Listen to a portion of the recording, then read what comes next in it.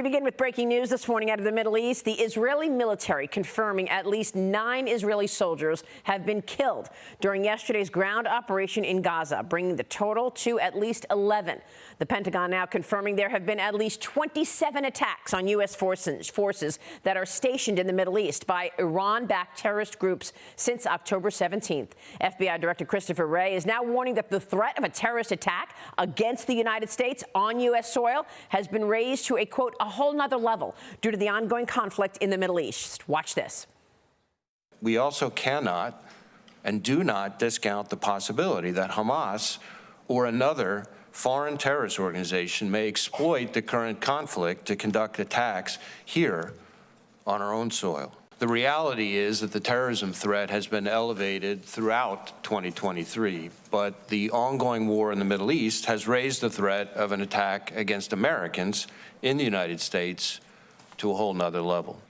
We assess that the actions of Hamas and its allies will serve as an inspiration, the likes of which we haven't seen since ISIS launched its so-called caliphate several years ago. We're supposed to be surprised by this, Tiana? We got a wide open border. How could you attribute all of this and the idea that a terrorist attack is going to happen here just to the Hamas attacks? Absolutely. When you consider just the sheer number of embassies that have been evacuated since the start of Joe Biden's presidency, Sudan, Afghanistan, Ukraine since reopened, Belarus, non-essential personnel evacuated from Niger, now this. I think on the one hand, we can appreciate that Joe Biden has probably handled this better than other members of his party would have, right? Imagine a President Bernie Sanders and, you know, Defense Secretary Alexandria Ocasio-Cortez and the Hamas caucus.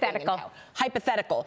But we can appreciate that while also recognizing that Biden helped put us in this position, right? There's a reason why these mobs celebrating Hamas are not cheering on, you know, negotiated settlements with the Israeli government, but rather death to the Jews and death to the Americans, right? Because they sense our weakness. They saw this coming. It was a massive intelligence failure on the Israeli part, right? But also on the American end. So even if he's handling the crisis now, he's how we got here, right? Russia didn't invade Ukraine under Trump. It invaded under Biden. Hamas didn't launch this attack under Trump. It launched it under Biden because they could sense that weakness. Sarah, we're going backwards. We're going backwards to the days that ISIS were cutting off heads under this administration. Let's be serious. I mean, I know what you're saying as far as the hypotheticals of Bernie Sanders, whatever, but Joe Biden is at the wheel. Okay? Yes, he's been at the wheel for 2.5 years, Cheryl. And where have we gotten? Well, look, we are right back where we were. I mean, I will take this a step further and say that the threat to U.S. soil is now more prevalent than ever. We are now worried about, obviously, the southern border, terrorists coming through the southern border. All of this, again, under President Joe Biden's watch, even though he has a border czar. Her name is Kamala Harris, if anybody was curious. Yeah, right. She's MIA. She's always MIA. Yeah. So, but, you know, at the same time, I mean, we are facing, there are global threats. China, Taiwan, Ukraine, Russia. Now this all under Joe Biden. I will say Blinken is going back to Israel later this week. I think he is showing a little more strength right now than his boss, to be honest with you. Well, Florida Senator Rick Scott questioned Christopher Wray on the potential terrorist attack here, if the country is actually safer than when President Biden took office. Watch this. Do you believe, is the United States safer from foreign terror threats today?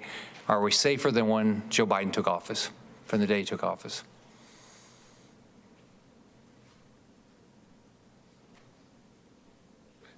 What I would say to you is that the terror threats have elevated, but I also think there are a lot of things the country has done throughout law enforcement to be better prepared to deal with them. Such as? Really? Such as? Really? Really? Yeah. I mean, Joe Biden's biggest problem is he is scared to death of offending people.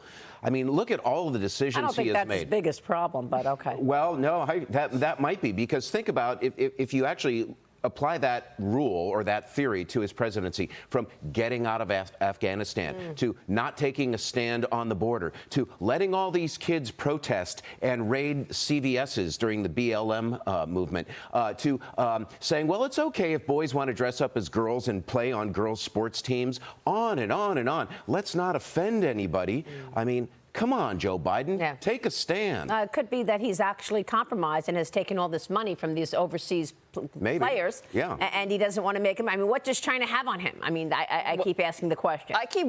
As you know, the Ukrainian funding, by the way, obviously the House GOP wants to pull out the Israel funding and focus on Israel, not Ukraine. You know, that Time magazine article that came out this week that said, oh yeah, there's theft everywhere. Where is the money going to Ukraine? I mean, there's so many questions, and we can't just keep writing checks. Yeah, well, we'll see. We're going to get into that in terms of separating the money, Israel, Ukraine. We're just getting started this morning.